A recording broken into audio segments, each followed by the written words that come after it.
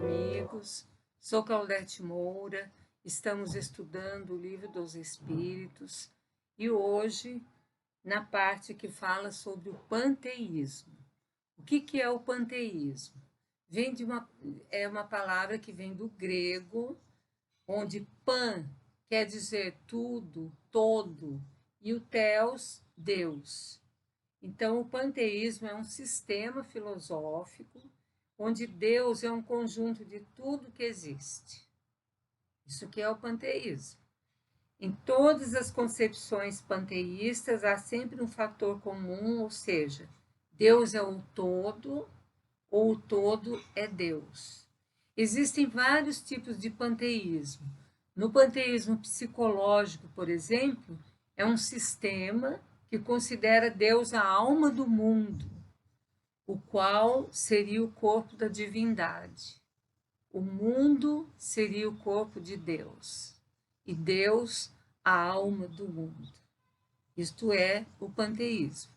Kardec, então, fez algumas perguntas aos espíritos a respeito do panteísmo, porque naquela época existiam muitos adeptos desse sistema filosófico.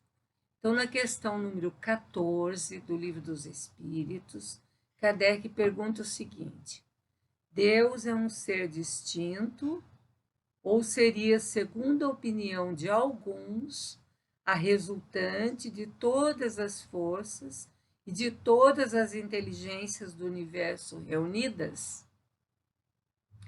Porque é isso que o sistema panteísta diz, que Deus é a resultante de todas as forças e todas as inteligências do universo reunida. Tudo reunido do universo é Deus. Então, Kardec pergunta para os espíritos se Deus é um ser distinto ou ele seria essa resultante, esse conjunto de todas as forças, né, do universo, de todas as inteligências. E os espíritos respondem o seguinte: se assim fosse, Deus não existiria, pois seria o efeito e não a causa. Lembram-se que nós, no decorrer desse estudo, já falamos muito que Deus é a causa primeira de todas as coisas, que todo efeito tem uma causa, o efeito é aquilo que aconteceu, mas por trás desse efeito existe algo que é a causa. Então, os espíritos falam, se fosse dessa maneira, se Deus fosse a resultante de todas as forças e de todas as inteligências do universo, ele não existiria, pois ele seria um efeito também, e não a causa. Não pode ser ao mesmo tempo o efeito e a causa. E ainda esses espíritos superiores esclarecem para nós: Deus existe, disso não podeis duvidar. Vejam bem, várias coisas nós já falamos anteriormente que os espíritos nos trouxeram a respeito da existência de Deus. Então, é uma coisa tão racional, é uma coisa que está tanto na ideia do ser humano, não só na ideia, mas Deus está em nós também, que ele fala, não podes duvidar disso, que Deus existe. E continua os espíritos. É o essencial a gente saber que Deus existe. E não vamos duvidar disso. Crede no que digo e não ides além. Não vos percais em um labirinto de onde não podeis sair. Não podereis sair. Esse espírito, então, que está respondendo, ele está falando: para vocês, Deus existe. Não duvidem disso, que Deus existe. E daí ele fala: acredite em mim.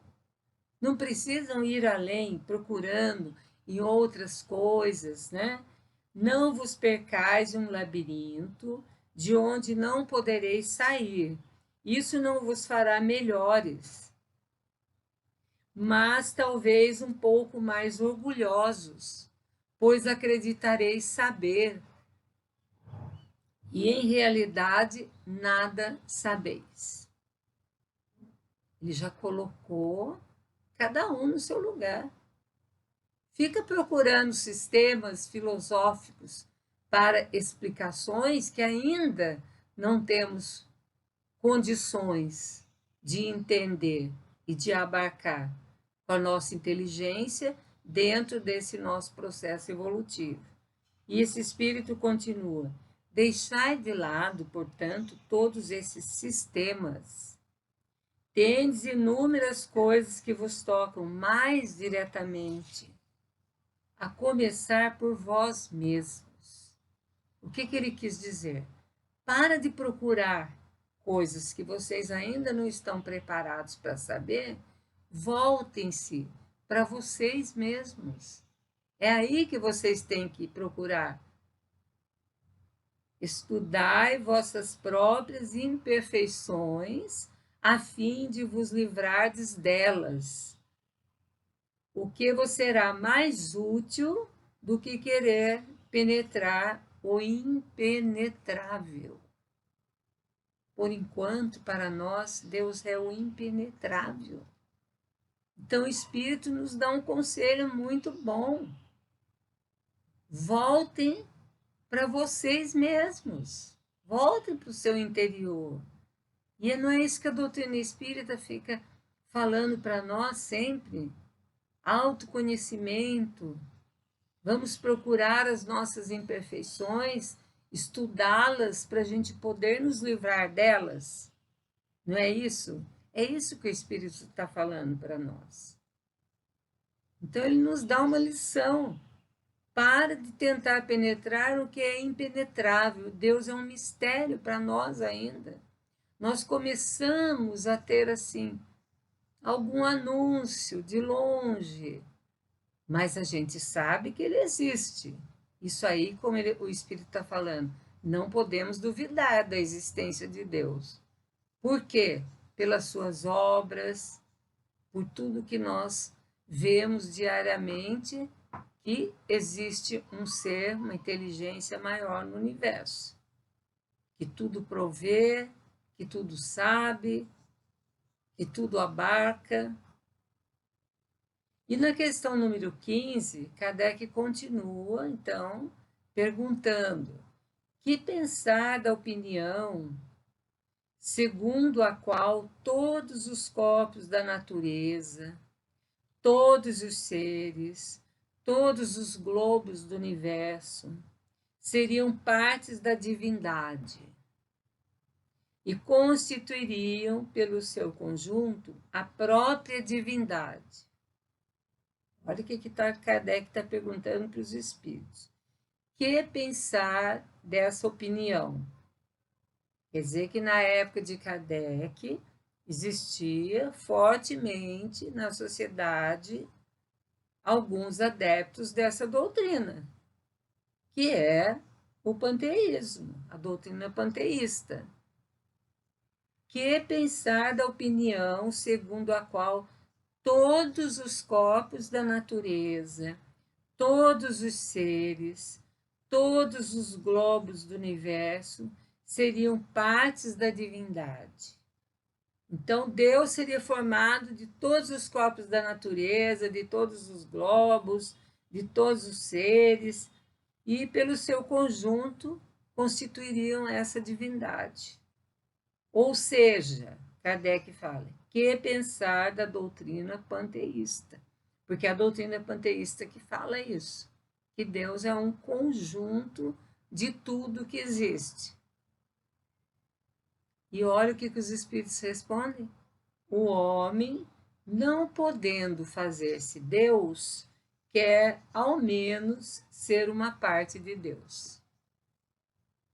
Como ele não pode ser Deus, então eu quero ser uma parte de Deus. Então,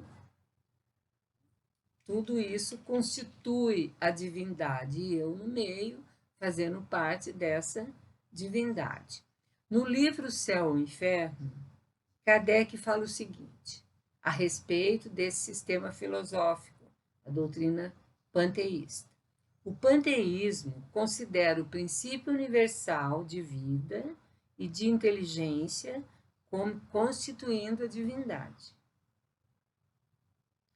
Então, o princípio inteligente para ele já é a divindade. O princípio universal de vida e de inteligência já é a divindade. Deus é ao mesmo tempo espírito e matéria. É isso que o panteísmo nos fala. Todos os seres, todos os corpos da natureza compõem a divindade, da qual são as moléculas e os elementos constitutivos. Então, tudo que existe compõe a divindade. Deus é o conjunto de todas as inteligências reunidas.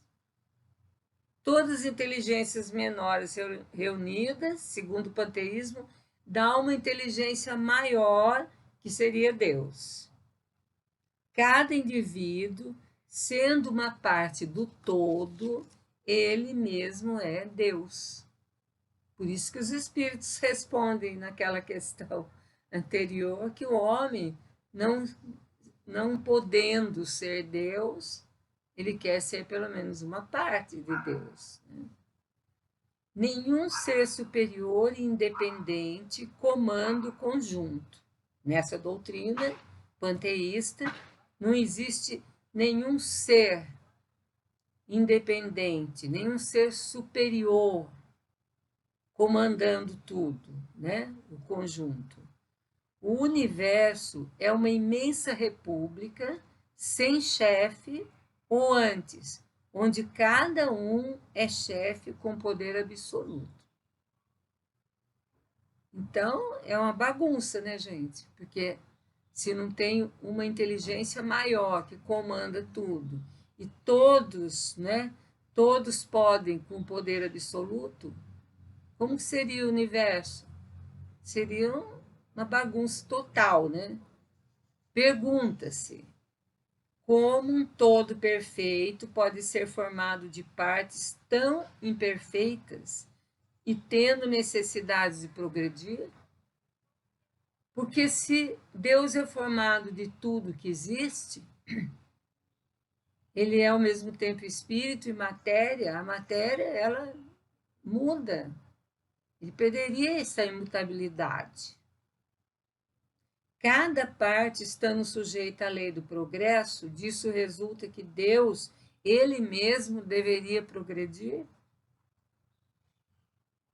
São perguntas racionais que a gente pode fazer aos adeptos dessa doutrina. Se progredir sem cessar deve ter sido, na origem dos tempos, muito imperfeito. E nós sabemos que Deus não foi imperfeito. Ele é perfeito, de todo sempre. Como um ser imperfeito formado de vontades e ideias tão divergentes, pôde conceber as leis tão harmoniosas, tão admiráveis de unidade, de sabedoria e de previdência que rege o universo? Já pensou? Um ser imperfeito formado de várias vontades, de ideias que divergem umas das outras, como é que ele pôde conceber essas leis que regem o universo? Essas leis tão harmoniosas, tão admiráveis, de sabedoria, de previdência. Do ponto de vista moral, então, existem consequências ilógicas pensar dessa maneira a respeito de Deus. Por quê? Porque a absorção da alma num todo e a perda da individualidade vai negar tudo para nós, da nossa evolução. Imagine que no panteísmo, a alma, quando nós desencarnamos, a alma volta para o todo, formando essas partes da divindade. Então, perde o quê? A sua individualidade. E nós sabemos que não é assim, que nós conservamos, após a morte, a nossa individualidade. Como que eu posso ter certeza? pelas comunicações dos espíritos que chegam até nós, contando a sua vida, contando o que fizeram. Eles têm noção de tudo isso. Eles sabem quem eles são. Nessa doutrina, por exemplo, a alma volta para o todo, é absorvida no todo, né? E ela perde a individualidade. Então, a gente não saberia quem nós somos. E na questão 16, Kardec faz a seguinte pergunta: aqueles que professam essa doutrina pretendem nela encontrar a demonstração de alguns dos atributos de Deus. O homem, está sempre procurando os atributos de Deus de algum jeito e querendo também estar dentro desses atributos. Então, Kardec está falando isso. As pessoas que professam essa doutrina, o panteísmo, pretendem nela encontrar a demonstração de alguns atributos de Deus, sendo os mundos, olha como que pensa aqueles que professam essa doutrina. Sendo os mundos infinitos, Deus é por isso mesmo infinito. O vazio ou nada não existindo em parte alguma, Deus está em toda parte. Olha o raciocínio. Deus estando em toda parte, pois que tudo é parte integrante de Deus. Tudo é parte de Deus, então ele está em tudo, em toda parte. Ele dá a todos os fenômenos da natureza uma razão de ser inteligente. O que se pode opor a esse raciocínio? Quando a gente lê esse raciocínio, a gente até fala, não, parece coerente. Mas olha o que os espíritos respondem. O que se pode opor a esse raciocínio? Os espíritos falam, a razão. Refletir maduramente e não vos será difícil reconhecer-lhe o absurdo. E Kardec comenta, então, com uma nota essa questão. Esta doutrina faz de Deus um ser material que, apesar de dotado de uma inteligência suprema, eles não negam isso, que Deus tem uma inteligência suprema. Seria em grau muito alto o que somos em grau pequeno. Ora, a matéria se transforma sem cessar. E se assim fosse, Deus não teria nenhuma estabilidade. Estaria sujeito a todas as vicissitudes, a todas as necessidades da humanidade. Faltar-lhe-ia um dos atributos da divindade, que é a imutabilidade. Deus não muda, nunca. Quem muda é a matéria, quem se transforma somos nós para melhor, mas ele não, ele já é uma inteligência suprema, não tem o que mudar. E as leis de Deus também são imutáveis. Se ele fosse o conjunto de tudo que existe, como as coisas que existem são mutáveis, ele também seria. Então, ele perderia essa imutabilidade. Então, Kardec continua. As propriedades da matéria não podem estar ligadas à ideia de Deus. Matéria é uma coisa, espírito é outra. Nós vamos estudar à frente. Completamente diferente. Então, Kardec fala, as propriedades da matéria não podem estar ligadas à ideia de Deus sem o que o rebaixemos em nosso pensamento. E todas as sutilezas do sofisma não conseguirão resolver o problema de sua natureza íntima. Lembra na questão que nós não conseguiremos saber a natureza íntima de Deus? Não temos sentido para isso, não temos ainda meios de poder saber essa natureza íntima.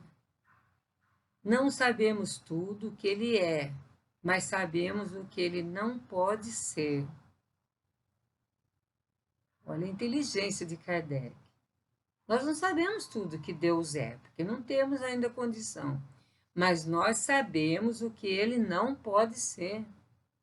Ele não pode ser uma parte de matéria. Ele não pode ser um conjunto de tudo que existe. Se as partes são imperfeitas, as ideias são imperfeitas, as inteligências são imperfeitas, como que ele seria perfeito? Se ele é o conjunto de tudo isso. Então, Kardec fala, esse sistema está em contradição com suas propriedades mais essenciais. Ele confunde o Criador com a criatura.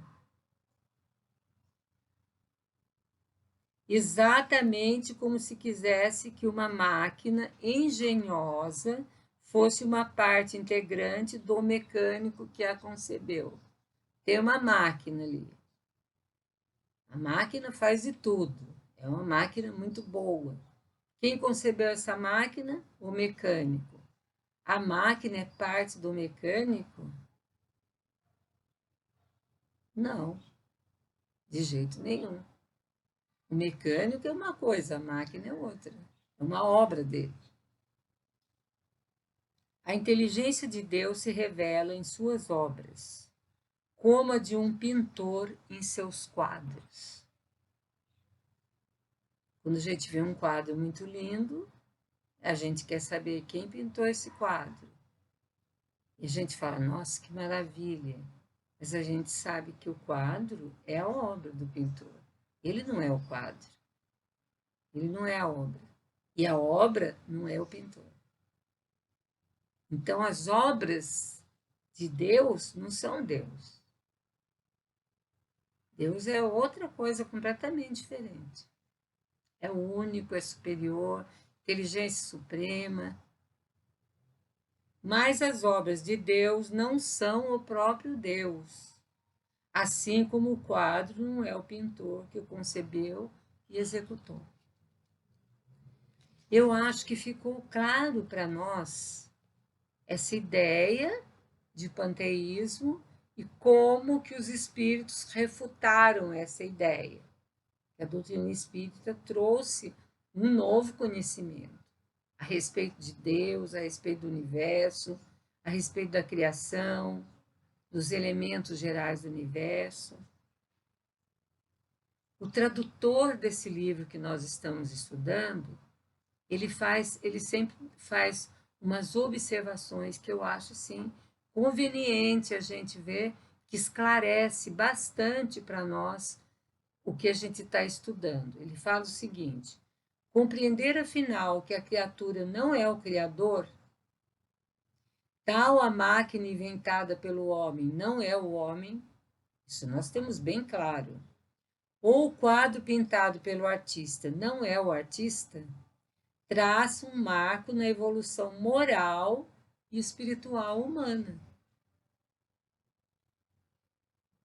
Pode-se dar, assim, o primeiro passo na distinção entre o todo, que é Deus, e a parte, que é a sua criação. Aí sim, o todo é Deus? Sim, a parte é sua criação. Mas ele não é o conjunto de toda a criação. Ele é o todo, a parte. Fora disso, de ser cada parte juntas dá o Deus. Não é isso, né?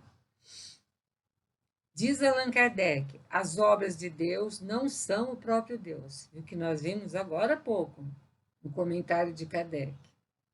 Separando-nos dessa primeira concepção humana da divindade, o panteísmo, vamos deixar fora essa concepção humana da divindade, fazendo um Deus igual a nós mesmos, né? Se confundindo com a sua criação, né?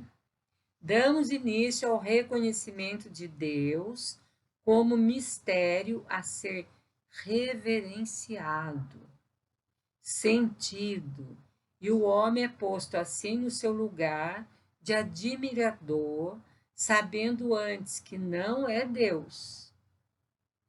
Então foi isso que a doutrina espírita fez para nós. Separou essa Deus da ideia de Deus da concepção humana. E daí houve esse reconhecimento de Deus como mistério. Não conhecemos Deus, como fala João Evangelista. Poderemos senti-lo, poderemos entendê-lo de acordo com a nossa evolução. Quando chegarmos à perfeição, teremos uma ideia melhor, mas por enquanto, para nós, ele é um mistério a ser reverenciado. Nós reverenciamos Deus, mas também ele deve ser sentido, não só reverenciado, sentido. Os nossos sentimentos devem ser tocados por essa ideia de Deus que temos, essa concepção de Deus que temos em nós. E o homem é posto assim no seu lugar, de admirador. Nós somos admiradores de Deus, sabendo antes que não somos Deus. As consequências morais redundam dessa percepção. Se a gente tem ideia, sabe que nós somos admiradores de Deus, reverenciamos Deus, mas não somos Deus. Então, existe aí consequências morais dessa percepção ou dessa aprendizagem, como, por exemplo, as virtudes da modéstia e da obediência, da paciência e da humildade, da fé e da esperança, enfim.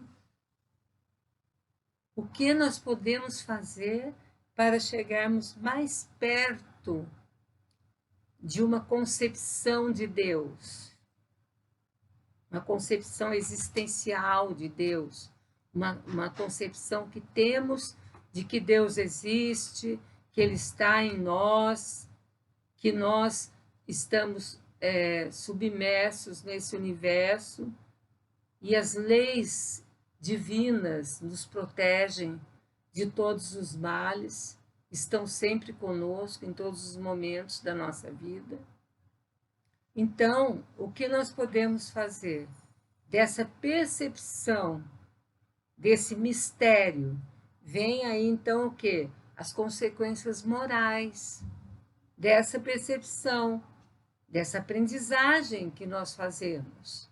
E daí as virtudes que nós temos que desenvolver em nós para alcançarmos um grau de desenvolvimento evolutivo para podermos entender melhor Deus. Então, que virtudes? Modéstia e obediência. Modéstia. Esta história que nós não somos Deus faz com que a gente se coloque no seu verdadeiro lugar, de pedir, de estar submetido a essa força. A obediência é algo que nós temos que ter no nosso coração, sabermos por que obedecemos. Não uma ordem que nos foi imposta e a gente obedece sem saber.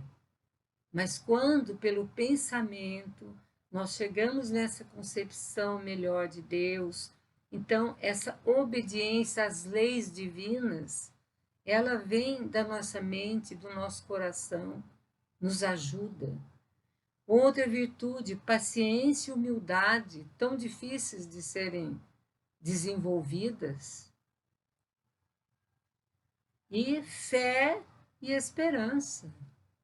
É isso que nós precisamos ter conosco, para cada vez mais chegarmos perto dessa concepção de Deus e dessa ideia de Deus em nós. Hoje o nosso programa está terminando e nós então ficamos para o próximo, no capítulo 2 já do Livro dos Espíritos, que fala dos elementos gerais do universo. Claudete Moura, para o divulgar.net.